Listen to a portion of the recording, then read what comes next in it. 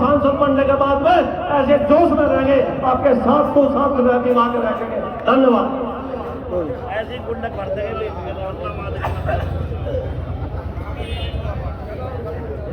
मंच पर मौजूद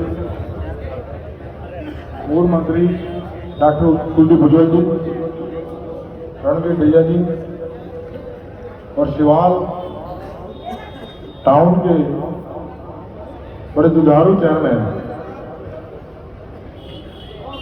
भाई गुलजार जी, नरेश कानून साहब, विधानसभा के अध्यक्ष हमारे जाहिद भाई हैं, सम्मानित पार्षदगण हैं, सम्मानित मंच, बुजुर्ग नौजवान साथी। अब कहने के लिए चेयरमैन साहब ने कुछ छोड़ रखा है, सारी बात बता दी। एक बात भूल गई, जब वो मसला चल रहा था और चेयरमैन साहब ढूंढे हाथ मारना, मैंने कहा भाई ये तो गड़बड़ हो जाएगा। अब हारून जाहिद ये स्वराज वाल्मीकि 4-5 आए, मैंने कहा चलो मैं चलो, मेरे साथ आज ठीक है चलो। मैंने इनको फोन किया, मैंने कहा भाई तुम सुबह आ जाओ और आज ठीक है चले। बोले मुझे गिरफ्तार कर लेंगे, मगर मैं चल रहा हूँ ना साथ, तो मुझे तो करेंगे गिरफ्तार, आप मुझे हम दूंगा। अब मैं तो भरोसे में पहुंच गया कमिश्नर घर पे, समय ले लिया और चेयरमैन साहब ने कह दिया मैं आ रहा हूँ, ये आए नहीं। अब मैं बैठ गया अंदर, कमिश्नर साहब से मेरी बात होने लगी। मैंने कहा कि बड़ी गुंडागर्दी होगी, चेयरमैन है और बड़े जिम्मेदार शिवाल के लोग हैं, जिस तरह का आचरण प्रशासन के लोग कर रहे हैं अच्छा नहीं है, पुलिस बदतमीजी कर रही है। तो मगर चेयरमैन साहब आए, बाहर बैठे हैं, उन्होंने कहा घर को छोड़ के ले जाओ। उन्होंने घंटी बजाई, चपरासी भेजा अपना। अब मैं चेयरमैन साहब बाहर बैठे लिया, मैं भी सोच रहा आगे होंगे। अब वहां तो स्वराज वाल्मीकि थे, अर्जी अपना जाए थे, हारून भी डर गए। अब वो उन्होंने चेयरमैन साहब स्वराज वाल्मीकि दिखा दे इधर, मैंने कहा ये चेयरमैन साहब कह रहे हो बातचीत हुई। मैं आपसे एक ही निवेदन करना है, हमारी पार्टी के मुखिया श्रद्धेय चौधरी जैन जी ने जो फैसला लिया है, जो मेरे जैसे सामान्य व्यक्ति पर जो भरोसा जता रहा, वो इतनी बड़ी जगह का जता दिया। देखो हम तो विधानसभा का टिकट मांग रहे थे, 2022 में मांगा, 2017 में मांगा और 2012 में मांगा। 2012 में भी शिवाल से बहुत लोग मेरे लिए गए, चोई साहब के, वो 17 में भी गए, सबको लग रहा था टिकट मिलेगा, मैंने बन जाएगा। 2 नंबर तब नहीं मिला, 12 में, अब 22 में तो मेरा नाम भी टाइप हो गया।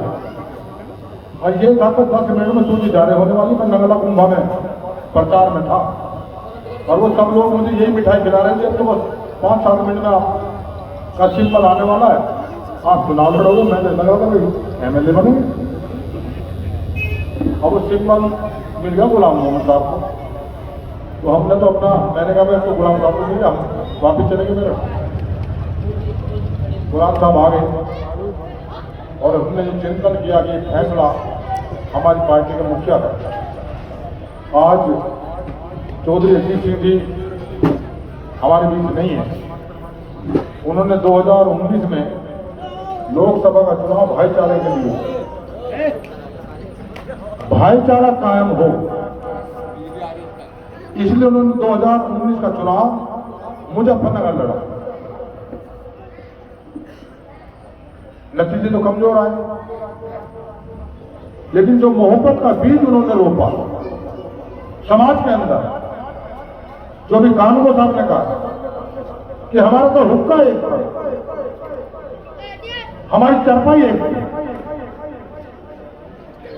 हमारा भाईचारा, मोहब्बत, प्यार, ताऊ चाचा के रिश्ते नाते जो हमारे बीच में थे, चौधरी साहब ने उसको कायम करके उसको ताकत दी।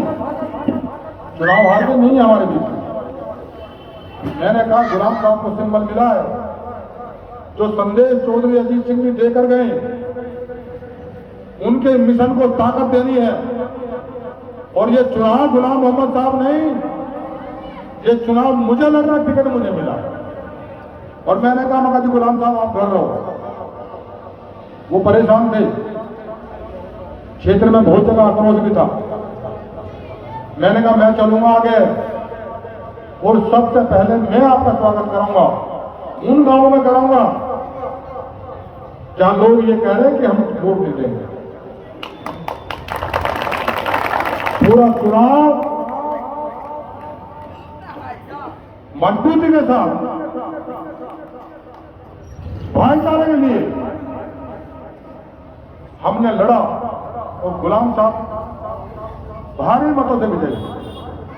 पर कभी कभी कहते हैं ना अच्छा हो जाओ, अगर जब मिल जाता तो मैं तो एमएलए रह जाता है। ये तो ऊपर वाले का कुदरत का हुक्म है। जब मिलना नहीं था और अभी इतना बड़ा मिल गया कि 5 एमएलए को ऊपर मिल गया। अब लोकसभा का गया। साथियों देखो, मेरा गांव है तो पड़ोस में, आप जैसे डाला फेंकोगे मेरे गांव में पड़ेगा जाकर, बहुत पड़ोस में। मैं तो यही का रहने वाला हूं, ये मान लो। और 24 घंटे मेरे पास में दूसरा काम है भी नहीं। राजनीति में जो लोग काम कर रहे हैं सेवा का उद्देश्य से, उन पर दूसरे भी काम है। व्यापार भी होगा, कारोबार होगा, परिवार होगा, और भी जिम्मेदारी उनको निभानी पड़ती है। तो हो सकता है कहीं ना कहीं ये भी एक कटौती रह जाती है। अगर उनको अपना काम भी देखना और उसके बाद जनप्रतिनिधि बनने के बाद समाज के दायित्वों का भी निर्वहन उनको करना होता है। लेकिन मैं तो बाकी कामों से मुक्त हूं, मेरे पास और कोई काम ही नहीं है। सिर्फ एक ही काम है, आपकी सेवा। राजकुमार शर्मा जिंदाबाद, जिंदाबाद, चौधरी जिंदाबाद। ना घर है ना परिवार, घर नहीं परिवार नहीं। अब देखो ऊपर वाले का हुक्म है। मैं भी सोचता था घर तो है नहीं, बुढ़ापा कैसे करते हैं। एक छोटी सी कोठरी है, जब तक पड़ा। अब ऊपर वाले का इतना रहम करम हुआ मुझ पर कि घर तो देखो, आप लोगों ने अगर मोहब्बत प्यार मुझे दिया, जो मेरे हिस्से का प्यार है आपने वो मुझे दिया, तो घर तो दिल्ली में सरकार मुझे देगी और या क्षेत्र में बनना सामने ये तो हो जाऊंगा। एक दरी तो डाल दी, शहर में साहब मना तो करेंगे नहीं करेंगे आप, इसमें डाल दूं। एक भरोसा मैं आपको दिला रहा हूं। अभी चेयरमैन साहब ने बहुत मजबूत मेरा मनोबल बढ़ाया, मेरी हिम्मत बढ़ाई। ये बात सही है कि मेरे पास वास्तव में धन दौलत नहीं है। सबसे बड़ी दौलत मेरे पास अगर है तो आप लोगों का प्यार, आप लोगों की मोहब्बत मेरे पास होगा। और मैं भरोसा दिला रहा हूं, जो प्यार आप मुझे देते हो, जो मोहब्बत आप मुझसे करते हो, जो आपकी दुआओं का फल मुझे आज मिला है, सांसद के रूप में मुझे लोकसभा का 5% से प्रत्याशी बनाया गया। मैं भरोसा आपको दिलाता हूं, आपके सम्मान को कभी चोट नहीं पहुंचने दूंगा, आपके सीने को चौड़ा करूंगा, आपके सिर को ऊंचा करूंगा। और सांसद निधि का पैसा, हालांकि जो सांसद निधि होती है, काम तो वहीं तक सीमित नहीं होना चाहिए। जो सांसद और विधायक होते हैं उनकी जिम्मेदारी ये भी बनती है कि अपनी निधि के अलावा वो शासन से, सरकार से और जितने काम अपने लोकसभा विधानसभा क्षेत्र में उस जनता के लिए कर दें जो साधनों के अभाव में, काम के अभाव में, शिक्षा के अभाव में, चिकित्सा के अभाव में परेशानी भुगतते, उसका समाधान खोजते।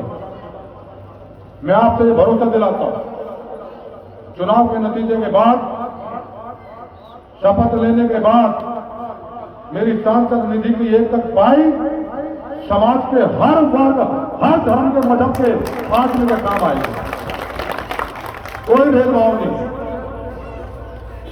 और दूसरी बात मैं बता दूंगा,